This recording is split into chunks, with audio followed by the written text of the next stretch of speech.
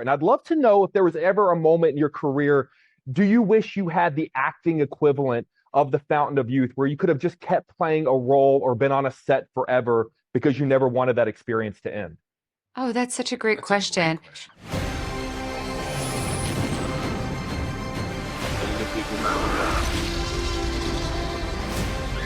Where we're going, we don't need roads.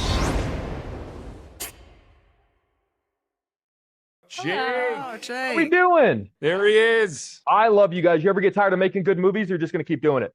Oh, Thank wow. you. Thank you, It Jake. makes my life so much easier. I'm going to jump into this because I know we don't have much time. I feel like so much of this adventure about finding the Fountain of Youth is to find that treasure that keeps the great aspects of life going on forever. And I'd love to know if there was ever a moment in your career, do you wish you had the acting equivalent of the Fountain of Youth, where you could have just kept playing a role or been on a set forever because you never wanted that experience to end? Oh, that's such a great question. Actually, I would say this movie, I loved making this movie so much, and it was really so fun every day, so surprising every day. Such an incredible group of people. And Guy Ritchie, who directed, is just so constantly surprising and such a great leader. I would have continued, and we got to go to such cool places too. Yeah, it's true. So it was a pretty dream job. This is the one. I think this is the one. I mean, it really was so much fun. If you had told me that I was going to get to work with her, I would have told you you're a liar, because Thank you. she's top on my list. And then she's so much fun. And yeah, I mean, I think Guy Ritchie is the Fountain of Youth. That guy knows how to live his life like the Fountain of Youth, but also makes movies that are so energetic and so unique that you feel, like you said, that when you watch it, you're just going along for a ride. It's one of those old promises that filmmakers used to make all the time, and he's still making that promise. I love that. Yeah, I know, because so much of this movie is about art thieves. I'm sure you guys are being asked a lot, did you ever steal anything from the set? But I've also been told 1,000 times, like, that's very difficult to do.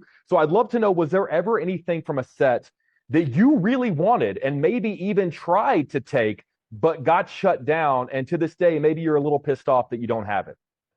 Oh. I successfully stole something from The Office that I don't regret. I just want to say I'm older and wiser now. I feel good about it. But I did have to point blank lie to Greg Daniels. The day we wrapped the show, I don't know why, all I wanted was the Dunder Mifflin sign that all the talking heads were in front of. And it was the entrance to there was just something about it being the entrance to the office. So I stole it and put it in my car. I didn't think I was stealing. I thought it was just free for all. And we got to the party that night, and I was literally at the bar getting a drink with Greg, and we were all, very sad. And he went, "I'm just so bummed." And I said, "Why?" And he said, "The one thing I wanted, someone already took." And I said, "What was that?" And he said, "The Dunder Mifflin sign." And he goes, "Do you know who took it?" And I went, "No, that is awful." And I just point blank lied to him. Do you have your Dundee? I do have my Dundee. That's one of the only other things I have, and I have my Jim Halpert nameplate from the desk. That's good. Love that. Miss Portman? Oh, I don't have anything that compares with that story. That is a real epic steal. No, I've never been shut down from stealing anything.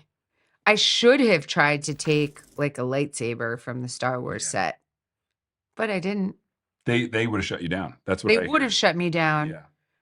And also, I didn't actually have a lightsaber, Right. so I didn't really have access to it. Speaking of, I'll cut you guys loose on this. I know that each of you have a very big anniversary happening this year. John, obviously, to your point, it's the 20th anniversary of the first episode of The Office, and Natalie's the 20th anniversary of Revenge of the Sith. And so, since those two anniversaries are all about beginnings and endings, I'd love to know, John, what you remember most about your first day on The Office, and Natalie, what you remember about your last day on Star Wars. Oh, that's a good question. I mean, it's not quite the first day, but I do remember very vividly being in the audition. It was the callback, so we had gotten to the second round, and we were in LA, and they had separated the New York kids and the LA kids, and I was in the New York kids, and all the New York kids went home, but they kept me, and I thought they had made a mistake. And so I went on set. They had already built the set, and I said, "I'm so sorry. I think you told me not to go home." And this person walked into the room, and it was Jenna Fisher. And just instantly I went, "Oh my God, she's going to get the part." And about an hour later, they said, "Can you just do one more audition?" I said, "Sure, do it with Jenna Fisher." And I thought, if I could read with her, then I have a shot. If they don't let me read with her, I have no shot. And when we went in and did it, that was the most excited I had been. Oh my God. I love that. Ms. Portman, do you have a favorite memory? I'm trying to remember any look anything. Thank you.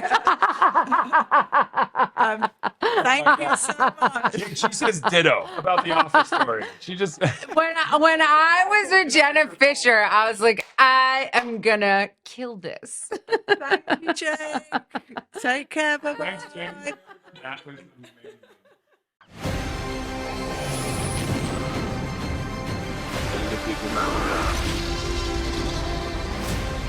Where we're going, we don't need roads.